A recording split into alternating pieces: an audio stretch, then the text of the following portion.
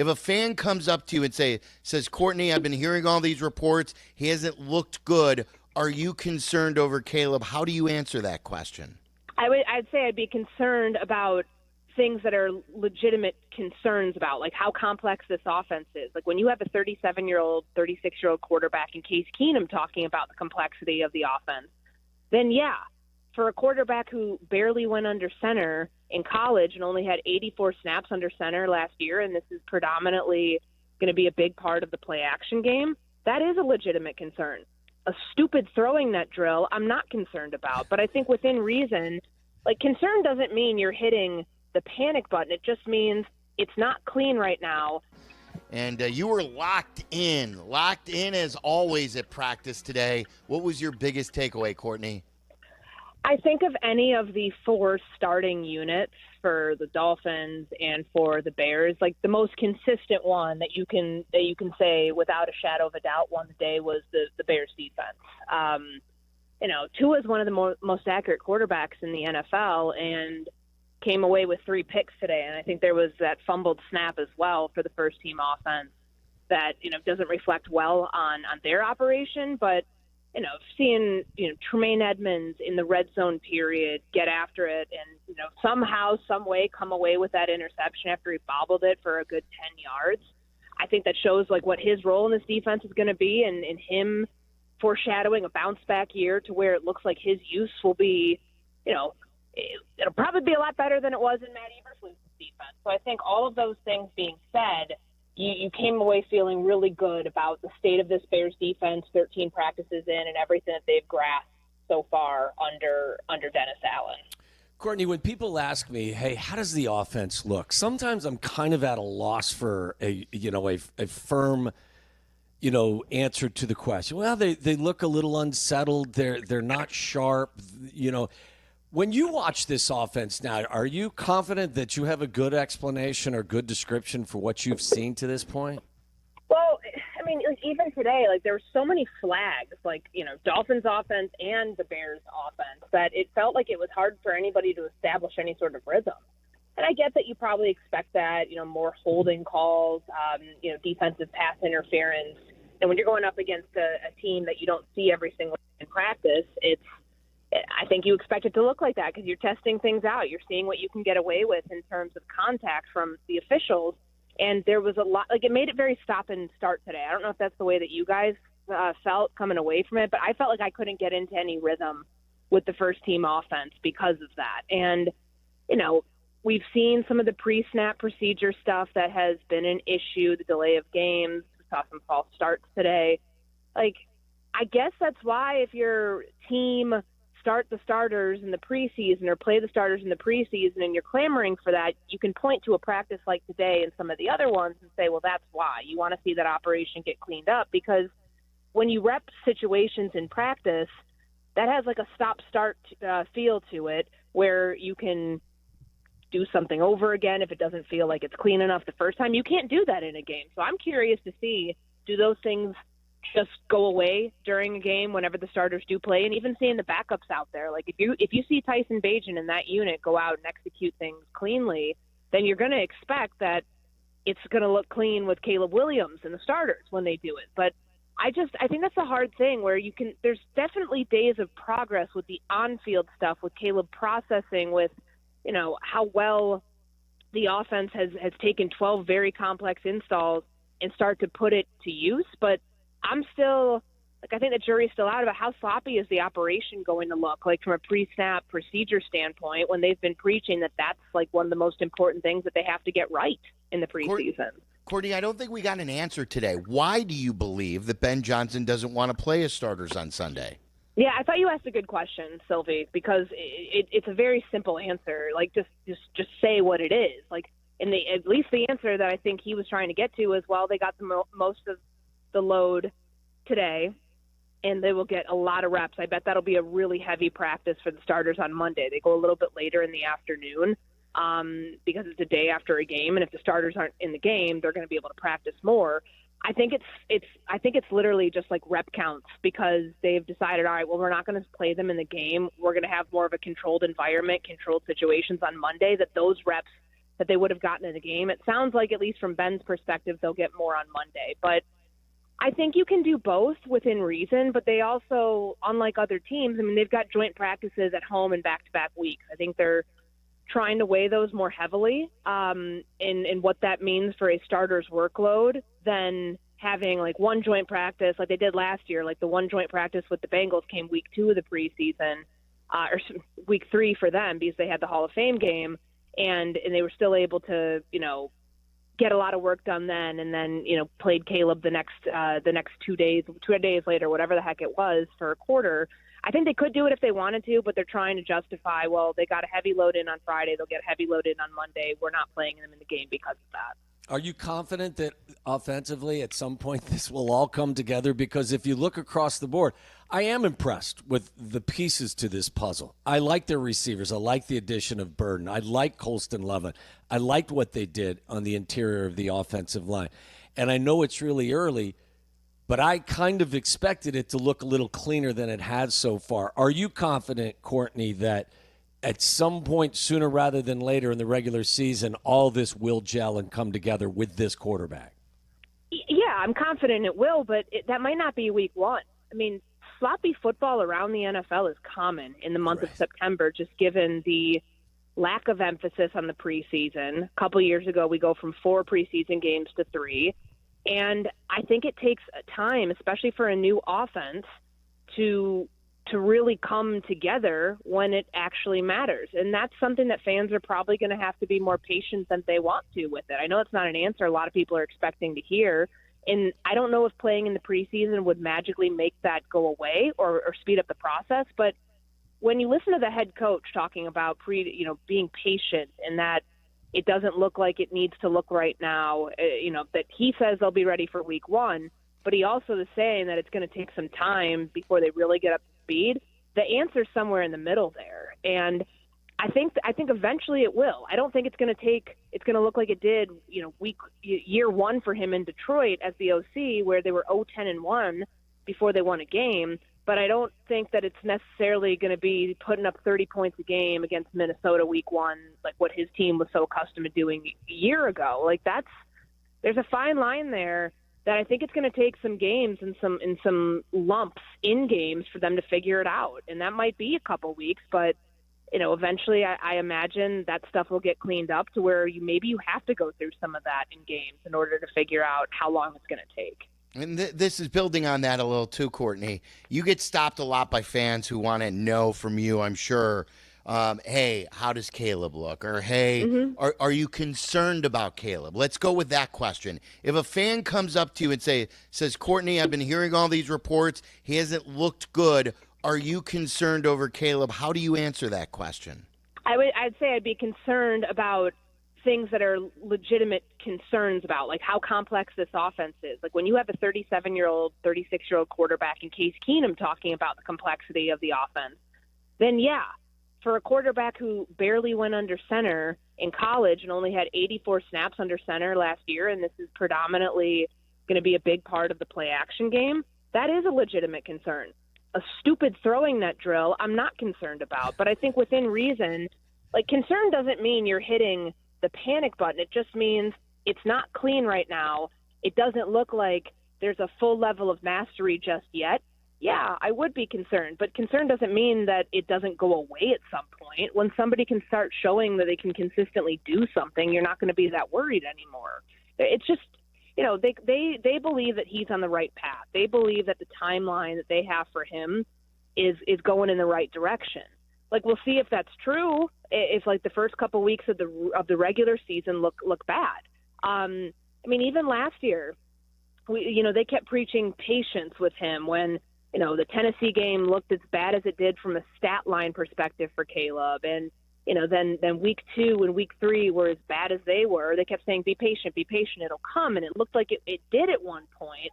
Now, obviously, they expect it to look completely different from that standpoint because he's in a different offense and it's all brand new. But I think more than anything else, you've got to, if you want to feel comfortable about it, you've got to start seeing a comfortable operation and all of the good stuff that they're telling you that he's doing and that they're proud of him playing in structure.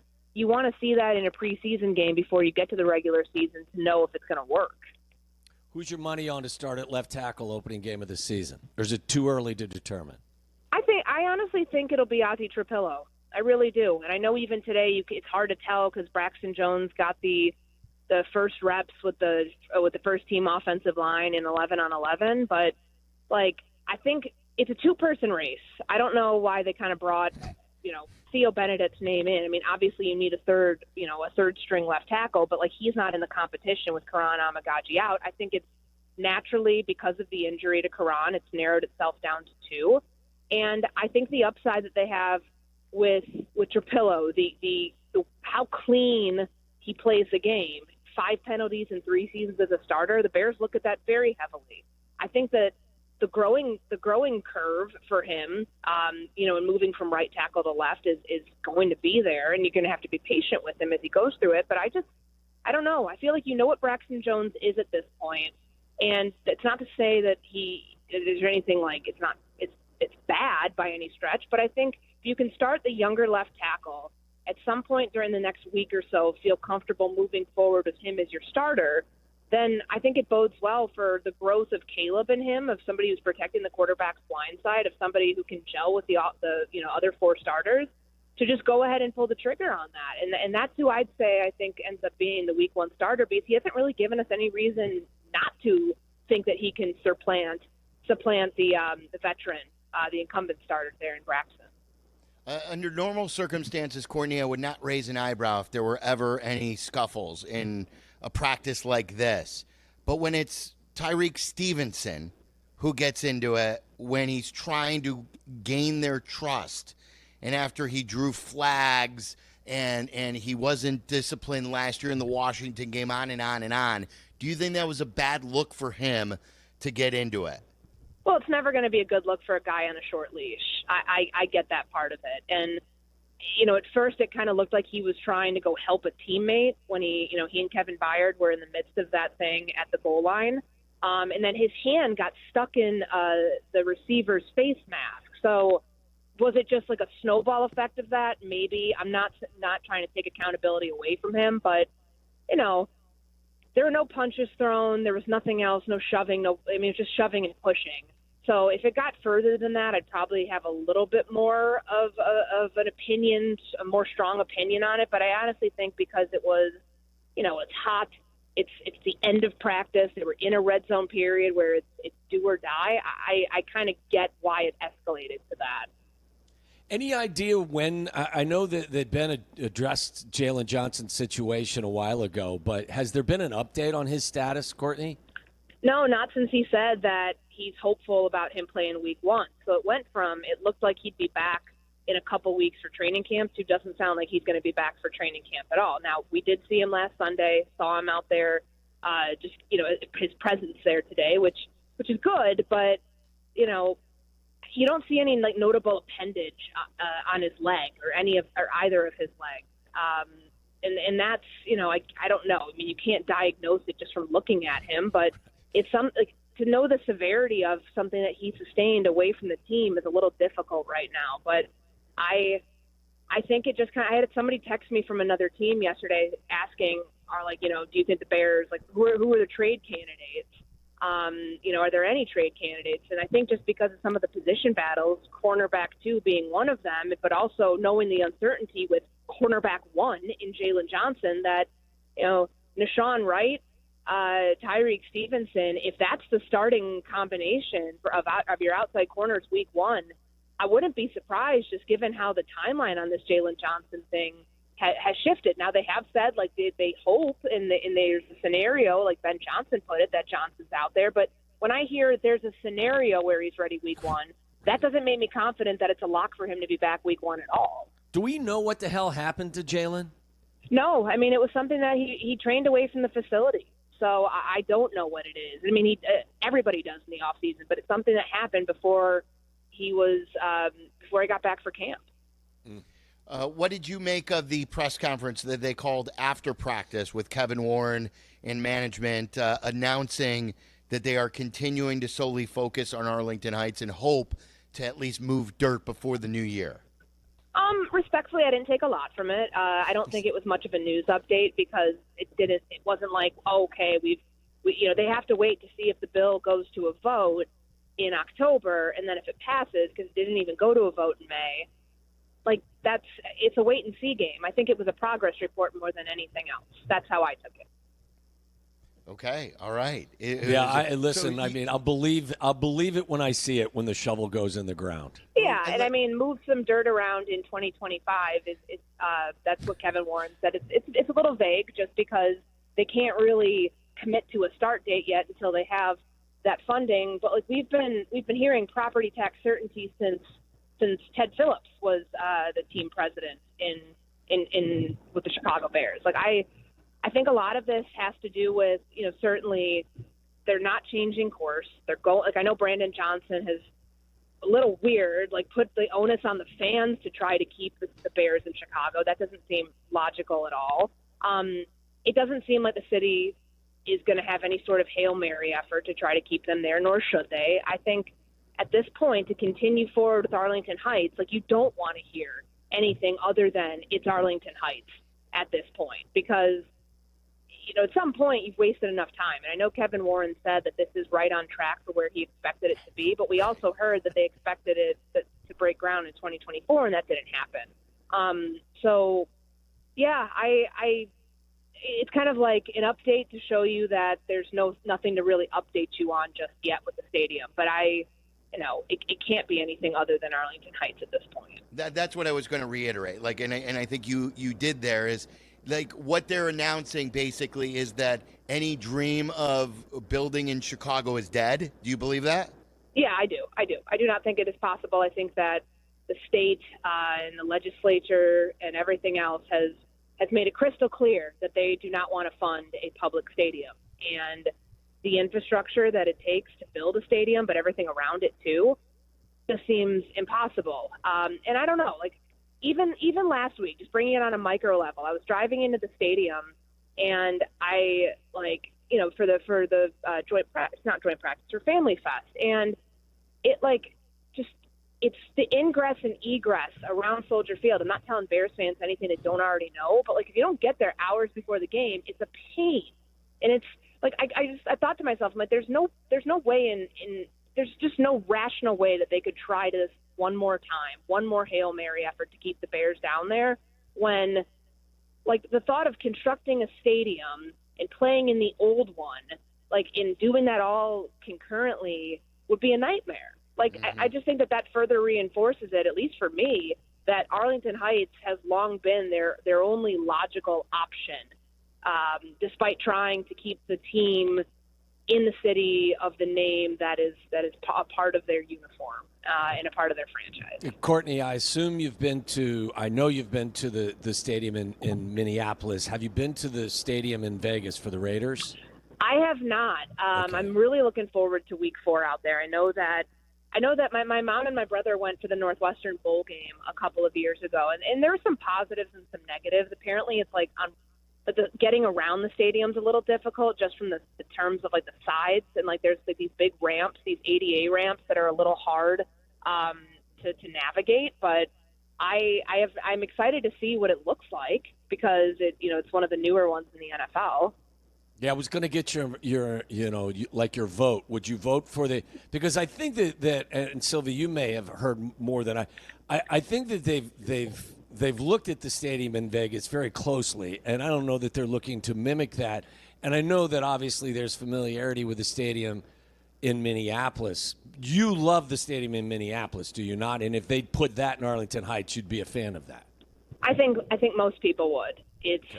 It's bright. There's a lot of natural light. It's, for a fixed roof stadium, it has kind of an indoor-outdoor feel just because of how much light there is. I think anybody would like a stadium that is that state-of-the-art and it's that loud. I mean, their home field advantage in Minnesota is incredible. And I think that would be a big benefit for the Bears to try to mimic something like that.